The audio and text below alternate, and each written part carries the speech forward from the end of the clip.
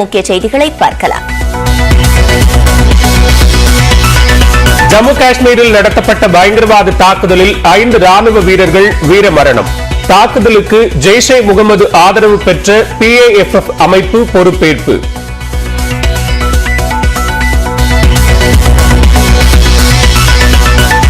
கோடநாடு கொலை கொள்ளை வழக்கு தொடர்பாக சட்டப்பேரவையில் திமுக அதிமுக காரசார விவாதம்.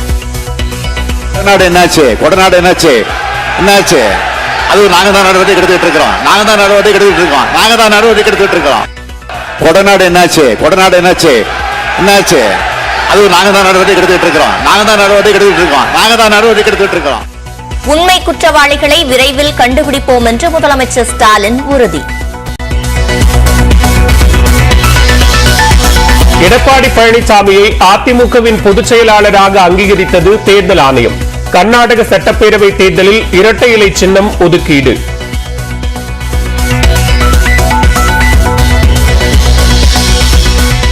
திமுகவை எதிர்க்கும் திராணி உள்ள ஒரே கட்சி அதிமுக தான் என எடப்பாடி பழனிசாமி பேட்டி. திராவிட முன்னேற்ற கழக கட்சி எதிர்க்கக்கூடிய தெம்மும் திராணியும் உள்ள ஒரே கட்சி அதிமுக கட்சி ஒன்றுதான். மீண்டும் இந்த விடியா திமுக அரசை வீட்டுக்கு அனுப்புவதுதான் எங்களுடைய லட்சியம். ஒரு சிலரை தவிர அனைவரையும் கட்சியில் இணைத்துக் கொள்வோம் எனவும் அறிவிப்பு.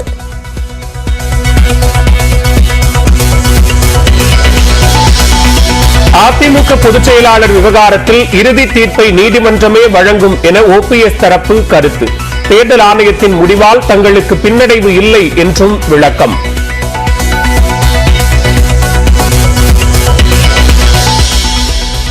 கோவை கார் வெடிப்பு வழக்கில் பூந்தமல்லி நீதிமன்றத்தில் குற்றப்பத்திரிகை தாக்கல் செய்தது NIA. முக்கிய குற்றவாளி முபீனுக்கு உதவிய 6 பேர் மீது 14 பிரிவுகளில் வழக்கு பதிவு எனவும் தகவல்.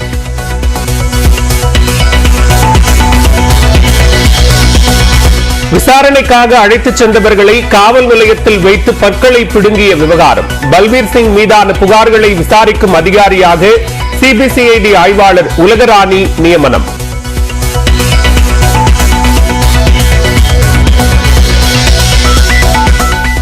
அதிமுக பொதுக்குழு கூட்டத்தை எதிர்த்து தொடரப்பட்ட முறையீட்டு வழக்கில் இன்று மீண்டும் விசாரணை. நோட்டீஸ் அளிக்காமல் கட்சியில் இருந்து நீக்கிவிட்டதாக நேற்றைய விசாரணையில் OPS தரப்பு வாதம்.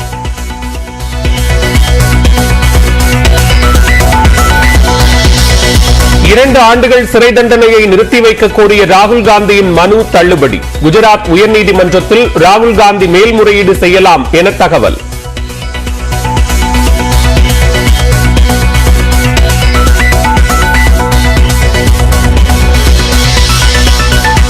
கர்நாடக சட்டப்பேரவை தேர்தலில் போட்டியிட 3632 பேர் மனு தாக்கல்.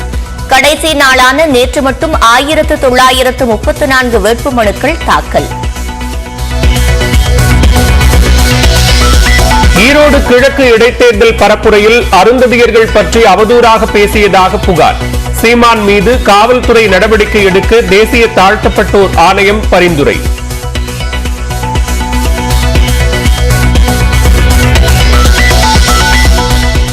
மனநலம் பாதித்த சிறுமிக்கு பாலியல் தொந்தரவு கொடுத்த பாதிரியாருக்கு வாழ்நாள் சிறை.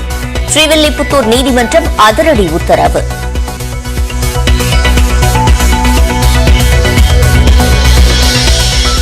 மயிலாடுதுறை அருகே கோயில் திருவிழாவில் சிறுவர்கள் மோதலை விலக்கிவிட்ட இளைஞருக்கு கத்தி குத்து.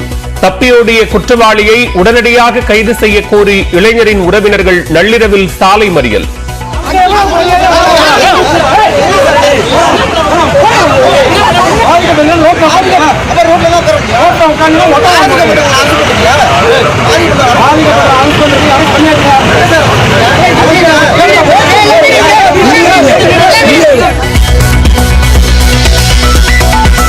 கோவை ராம்நகர் பகுதியில் செயல்படும் பர்னிச்சர் குடோனில் தீ விபத்து.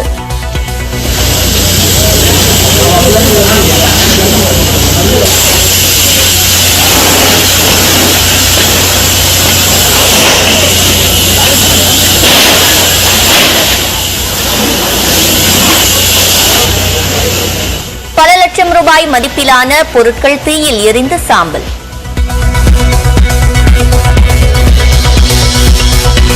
சூடானில் உள்ள இந்தியர்கள் தேவையின்றி வெளியில் வர வேண்டாம் என மத்திய அரசு அறிவுறுத்தல். இந்தியர்களின் பாதுகாப்பு குறித்து ஐநா பொதுச் செயலாளரை சந்திக்கிறார் மத்திய அமைச்சர் ஜெய்சங்கர்.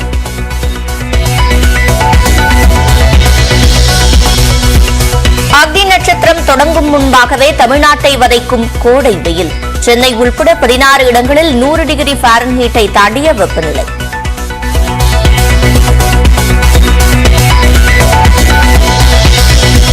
ஐபிஎல் நடப்பு சீசனில் முதல் வெற்றியை பதிவு செய்தது டெல்லி அணி. கொல்கத்தாவிற்கு எதிரான லீக் ஆட்டத்தில் 4 விக்கெட் வித்தியாசத்தில் வெற்றி.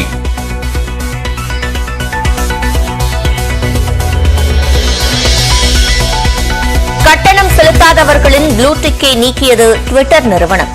அரசியல், சினிமா, விளையாட்டு என பல்வேறு துறைகளின் பிரபலங்களின் ப்ளூ டிக்கும் நீக்கம்.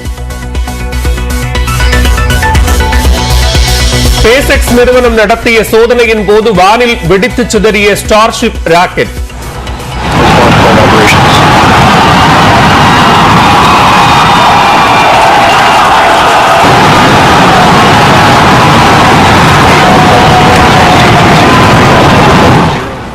தொழில்நுட்ப கோளாறுகள் சரி செய்யப்பட்டு விரைவில் அடுத்த சோதனை நடக்கும் என SpaceX விஞ்ஞானிகள் தகவல்.